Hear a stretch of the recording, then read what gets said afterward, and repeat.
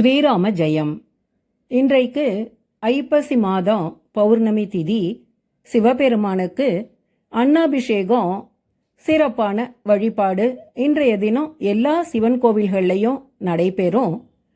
அன்னம் ந நிந்தியாத் தத் விரதம் அப்படிங்கிறது உபனிஷத்து. அன்னத்தை தூஷிக்காதீர்கள், அதுவே ஒரு சிறந்த வழிமுறை. விரதம் அப்படிங்கிறது அன்னம் பகு குர்வீத்து, அன்னம் எல்லாவற்றையும் செய்கிறது, என்னென்னமோ செய்கிறது அப்படிங்கிறது வேதம். அந்த அன்னம் ஒன்றினால தான் எல்லா உயிர்களும் இந்த உலகத்தில் ஜீவித்து கொண்டிருக்கிறது.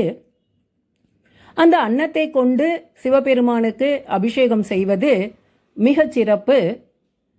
அன்னம் பாலிக்கும் தில்லை சிற்றம்பலம்னு சொல்லுவோம். சிவபெருமான் இந்த சகல உயிர்களுக்கும் அன்னம் பாலிக்கிறாரு.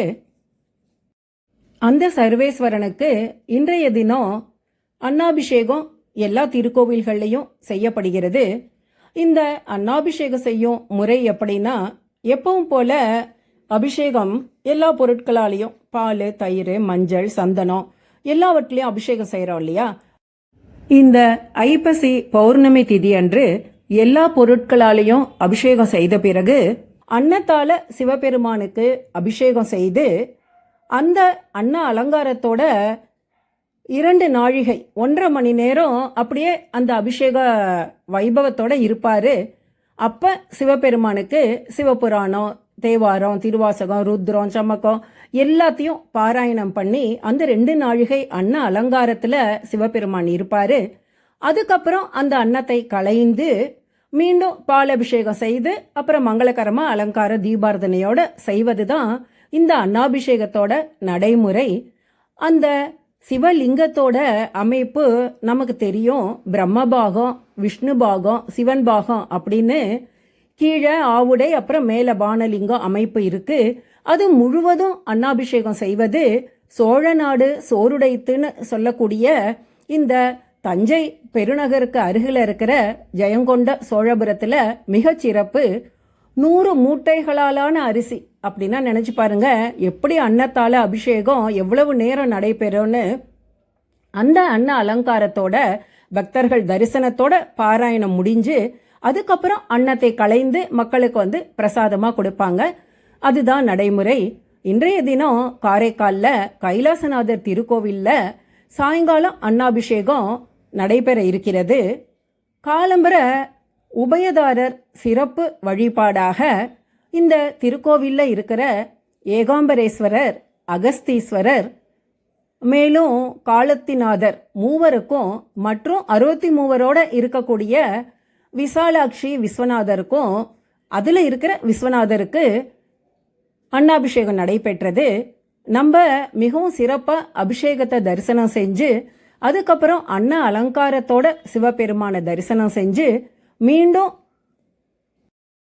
அன்னத்தை களைந்து பாலபிஷேகம் செய்து சிவபெருமானுக்கு அலங்காரத்தோட அர்ச்சனை மகாதீபார்த்தனை பார்க்கும் பேரு கிடைத்தது. இந்த அன்னப்பரிக்கை ஒவ்வொன்றும் ஒரு லிங்கமாக கருதப்படுகிறது. அதனால தான் சிவபெருமானுக்கு செய்யும் அன்னாபிஷேகத்தோட நம்ம செய்கிற தரிசனம் கோடி லிங்கத்தை தரிசனம் செய்த புண்ணியம் நமக்கு தரும். இந்த அன்னாபிஷேகத்தை தரிசனம் பண்ணுறதுனால சகல நோய்களும் நீங்கும். இந்த அன்னாபிஷேகத்தை தரிசனம் பண்ணி பிரசாதத்தை உட்கொள்வதனால சகல ஐஸ்வர்யங்களும் கிட்டும். பசி பஞ்சங்கிறதே இருக்காது. பிள்ளை பேரு கிட்டும். வீட்டில் சகல ஐஸ்வர்யங்களும் நிறைந்திருக்கும் அப்படிங்கிறது ஐதீகம். இந்த அன்னாபிஷேகம் நடைபெறுவதற்கான ஐதீகம், இந்த பௌர்ணமி தினத்தன்று சந்திரன் முழு நிலவாக 16 கிரணங்களுடன், சர்வ கிரணங்களுடன் பிரகாசிக்கிறதா. அதனால தன்னுடைய சாப நிவாரணம் கிடைத்து முழு நிலவாக பிரகாசிக்கின்ற அன்று தனக்கு சாப நிவாரணம் அளித்த சிவபெருமான அன்னத்தால அபிஷேகம் செய்கிறதா ஐதீகம். சிறப்பு என்னன்னா, நவகிரகங்களில் சந்திரனோட தானியம் நெல்லு தான். அந்த அன்னத்தால அபிஷேகம் செய்வது மிகவும் பொருத்தமாக இருக்கு இல்லையா. அதே மாதிரி இன்றைய முழு நிலவு மிக பிரகாசமானது. விஞ்ஞானபூர்வமா பார்த்தா இந்த அக்டோபர் மாசத்துல தான் பூமிக்கு மிக அருகில் நிலவு இருக்கிறது. இந்த ஐப்பசி முழுமதி திருநாளில் சர்வேஸ்வரனுக்கு நடந்த அன்னாபிஷேக தரிசனம் செய்து சகல ஐஸ்வர்யங்களையும் அடைவோமாக. ஓம் நமச்சிவாய. ஸ்ரீராம ஜெயம்.